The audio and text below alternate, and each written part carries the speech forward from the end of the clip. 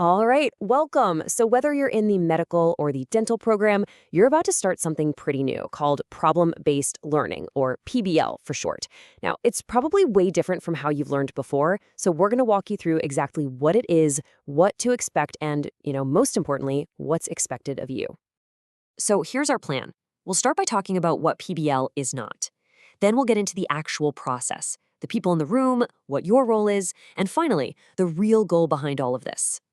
First things first, let's get the biggest, most important difference out on the table. PBL is not a lecture. And trust me, that's the whole point. I mean, this slide just says it all, doesn't it? Think about a lecture. You sit there and information flows one way, right at you.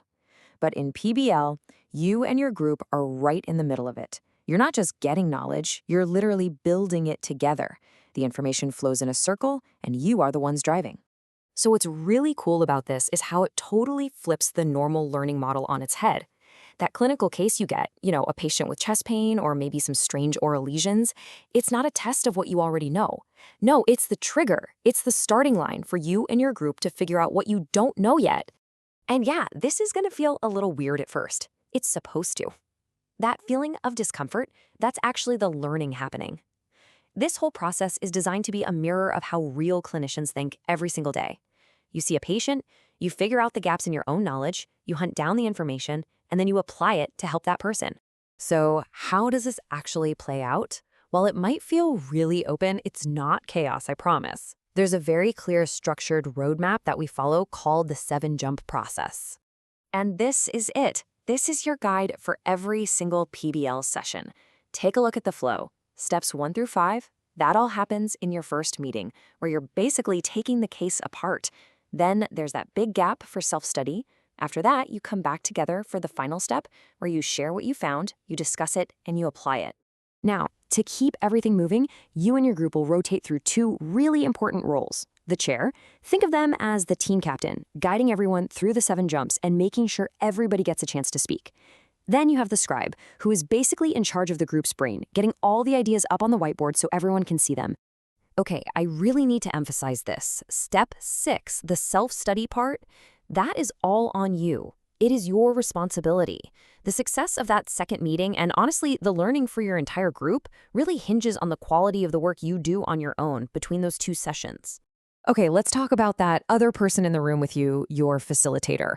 Their role is maybe the most misunderstood part of PBL, and it's probably not what you're expecting at all.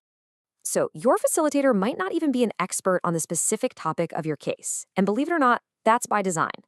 Their job is to be a guide on the side. I love this analogy. Think of them as a compass, not a GPS.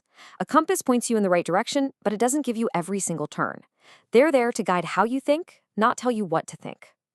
This slide is so important. Your facilitator will ask you a lot of questions that make you think.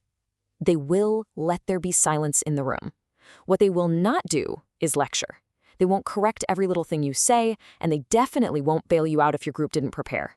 So here's the bottom line. If your facilitator is asking more questions than they're giving answers, they are doing their job perfectly.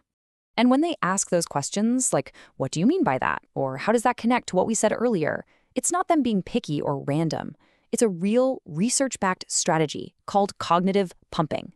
It's a very deliberate way to push you to think more deeply and really strengthen your reasoning. So what about those moments? You know the one I'm talking about.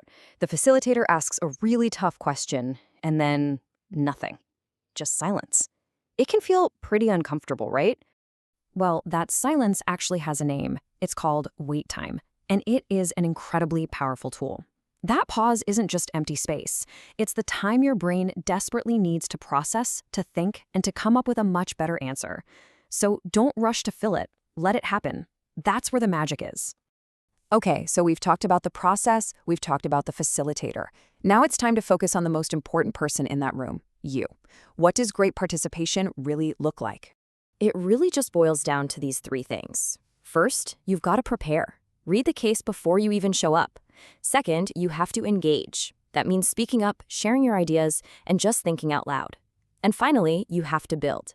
When you come back for that second meeting, don't just read from your notes. You need to listen, connect ideas, and apply everything back to that patient. And here's a huge warning for you. Avoid what we call ritual behavior. That's when a group just goes through the motions of the 7 jumps, like it's a to-do list, with no real thinking or talking going on. Remember, the 7 jumps are just a scaffold for your thinking. They can't replace it. The whole thing only works if you really, truly engage with it.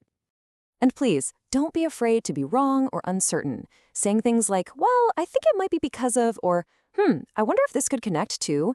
That's perfect. The goal here isn't to have the right answer on the spot. The goal is to practice the process of getting to the answer. Thinking out loud, that is the skill we're trying to build here. So after all of this, why? Why do we do it this way? What's the point of this new, sometimes challenging way of learning? Let's bring it all home to the big picture. This right here is our commitment to you. Every single piece of PBL is designed to help you make that leap, from being a student who memorizes facts to becoming a clinician who solves real-world problems. Your facilitator, they're your thinking partner.